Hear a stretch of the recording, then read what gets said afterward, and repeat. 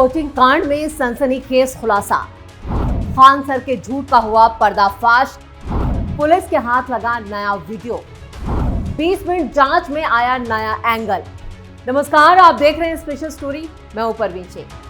पटना में हुई फायरिंग मामले को लेकर जांच जैसे जैसे आगे बढ़ रही है, वैसे वैसे नए सवाल खड़े होते जा रहे हैं। इस मामले में मशहूर खान सर का नाम सामने आने के बाद पूरे बिहार में इसकी चर्चा तेज है। कोचिंग विवाद में अब कहानी सिर्फ मारपीट और तोड़फोड़ तक सीमित नहीं रह गई है। पुलिस की नई केस डायरी में सामने आई जानकारियों ने पूरी घटना को ही एक नए मोड़ पर लाकर खड़ा कर दिया है। जिस फायरिंग को अब तक सेल्फ डिफेंस यानी आत्मरक्षा का कदम बताया जा रहा था, जांच की सुई अब उस दावे पर ही सवाल खड़े कर रही है।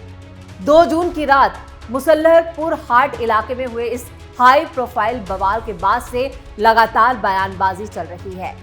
खान ग्लोबल स्टडीज के संचालक फैजल खान उर्फ खान सर का पक्ष ये कहता रहा कि उनके गार्ड्स ने हंगामा, तोड़फोड़ और हमले के बीच खुद की हिफाजत के लिए ट्रिगर दबाया था। लेकिन पुलिस जांच में जो तस्वीर सामने आई है वो कुछ और ही कहानी बयां कर रही है। यानी खान सर की थ्योरी पूरी तरह से फेल होती हुई नजर आ रही है।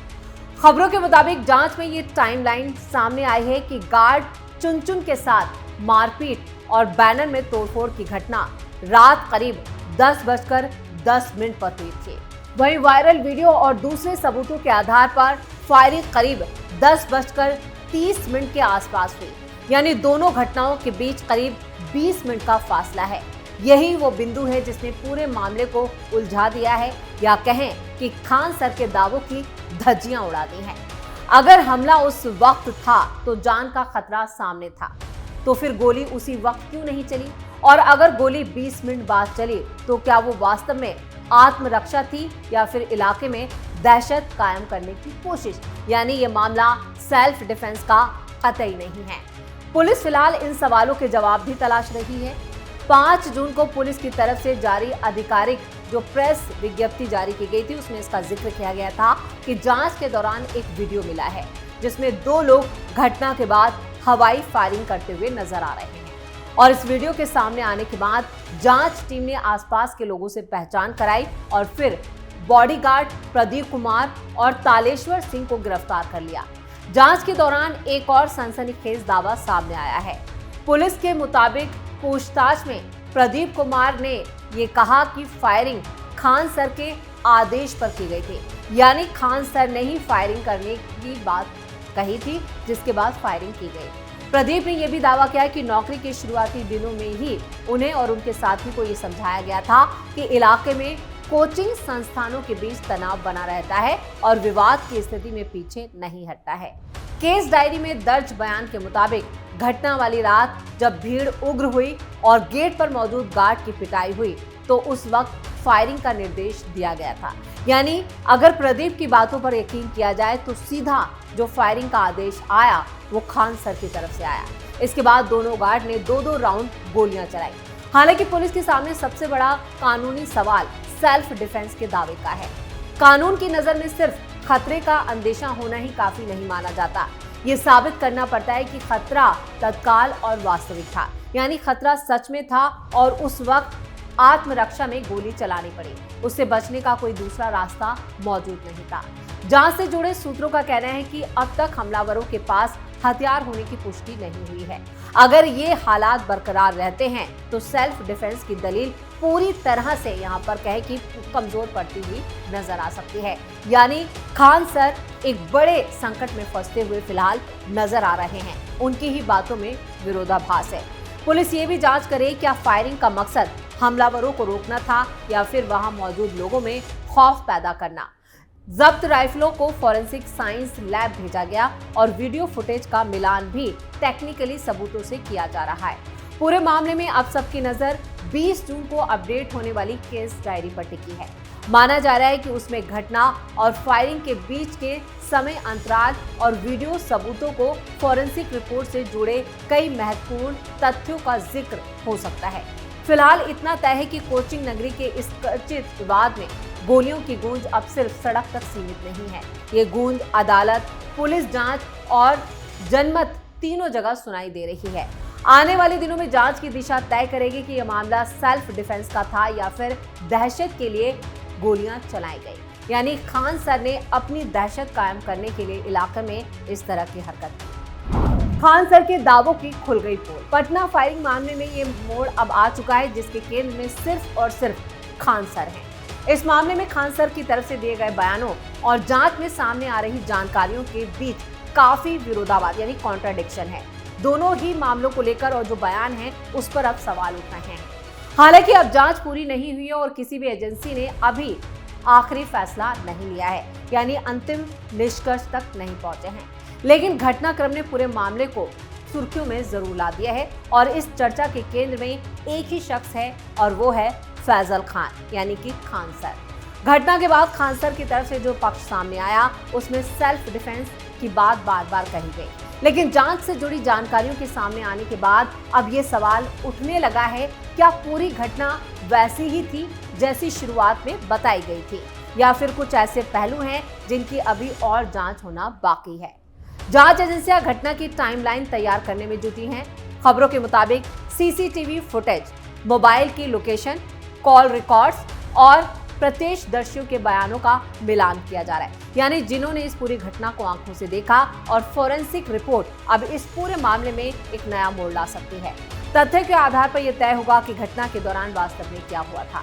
मामले में सबसे ज्यादा चर्चा उस वक्त की टाइमलाइन को लेकर ही है, यानी 20 मिनट का जो गैप आ रहा है उसको लेकर खान सर एक बड़ी मुश्किल में फंसते हुए नजर आ रहे हैं। कहा जा रहा है कि शुरुआती विवाद और गोली चलने की घटना के बीच जो समय का अंतर था वो कहीं ना कहीं इस पूरे मामले को उलझा रहा है।